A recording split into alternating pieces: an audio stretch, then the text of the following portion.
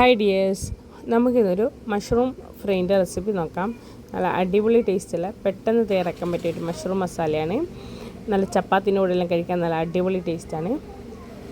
അതിനായി ഞാനിവിടെ ഒരു ചെറിയൊരു പാത്രം വെച്ച് അതൊന്ന് ചൂടായി വന്നതിന് ശേഷം അതിലേക്ക് ആവശ്യത്തിനുള്ള ഓയിൽ ഒഴിച്ച് അതൊന്ന് ചൂടായതിന് ശേഷം ഒരു പിടി ജീരകം ഒന്ന് പൊട്ടിച്ചെടുത്ത് എന്നിട്ട് ഞാനിതിലേക്ക് 3 മീഡിയം സൈസ് ഉള്ളിയാണ് ഇടുന്നത്.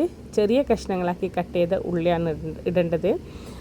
അതൊന്നിട്ട് ആവശ്യത്തിനുള്ള ഉപ്പും ഇട്ട് ഒന്ന് ഇളക്കി യോജിപ്പിച്ചതിന് ശേഷം അടച്ച് വെച്ച് ഒന്ന് വേവിച്ചെടുക്കാം. ഉള്ളിയെല്ലാം ഒന്ന് വാടി വരുന്നവരെ ഒന്ന് വേവിച്ചെടുക്കാം.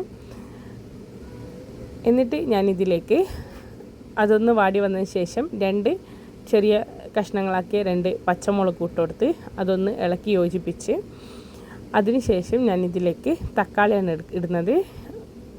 ഒരു ചെറിയ 2 തക്കാളിയാണ് എടുക്കുന്നത്. ചെറുതായതുകൊണ്ട് 2 എടുത്ത് മീഡിയം സൈസ് ആണെങ്കിൽ ഒറ്റൊന്ന് മതി. അതും ചെറുതായി കട്ട് ചെയ്തിട്ട് അതും ഇതിലേക്കിട്ട് മൊത്തത്തിലൊന്ന് ഇളക്കി യോജിപ്പിച്ചതിന് ശേഷം ഒരു 6-7 മിനിറ്റ് ഒന്ന് അടച്ച് വെച്ച് വേവിച്ചെടുക്കാം. തക്കാളി ഉള്ളിയിലൊന്ന് വെന്ത് വന്നതിന് ശേഷം ഒന്ന് കൈ കൊണ്ടൊന്ന് ഉടച്ചു കൊടുക്കാം. ഉള്ളി തക്കാളിയിലൊന്ന് ഉടഞ്ഞ് സെറ്റായി വന്നതിന് ശേഷം ഇതിലേക്ക് ഞാൻ 1/4 സ്പൂണോളം ഗരം മസാല, അതുപോലെ തന്നെ 1/4 സ്പൂണോളം മഞ്ഞൾ പൊടി, പിന്നെ ഞാനിടുന്നത് കുരുമുളക് പൊടിയാണ്. അത് എരിവിന് ആവശ്യത്തിന് നോക്കിയിട്ടിടാം. അതുപോലെ തന്നെ 3/4 സ്പൂണോളം മല്ലിപ്പൊടി, 1/2 സ്പൂണോളം മുളക് പൊടി, ഇതെല്ലാം കൂടി ഇട്ട് ഒന്ന് ഇളക്കി യോജിപ്പിക്കാം. അതിൻ്റെ പൊടികളെ പച്ചമണലൊന്ന് മാറിയതിന് ശേഷം ഇതിലേക്ക് മഷ്റൂം ഇട്ട് കൊടുക്കാം.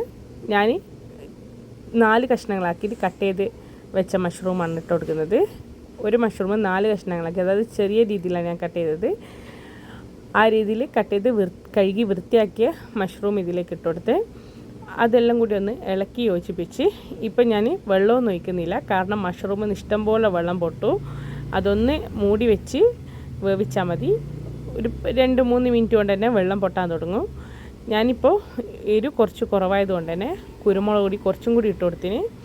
എന്നിട്ട് കറിവേപ്പിലയും കൂടി ഇട്ട് കൊടുത്തിട്ട് അടച്ച് മൂടി വെച്ച് ഒരു 10 മിനിറ്റ് ഓളൊന്ന് മൂടി വെച്ച് വേവിച്ചെടുത്ത് മീഡിയം ഫ്ലെയിമിലിട്ടിട്ടാണ് വേവിച്ചെടുക്കേണ്ടത്.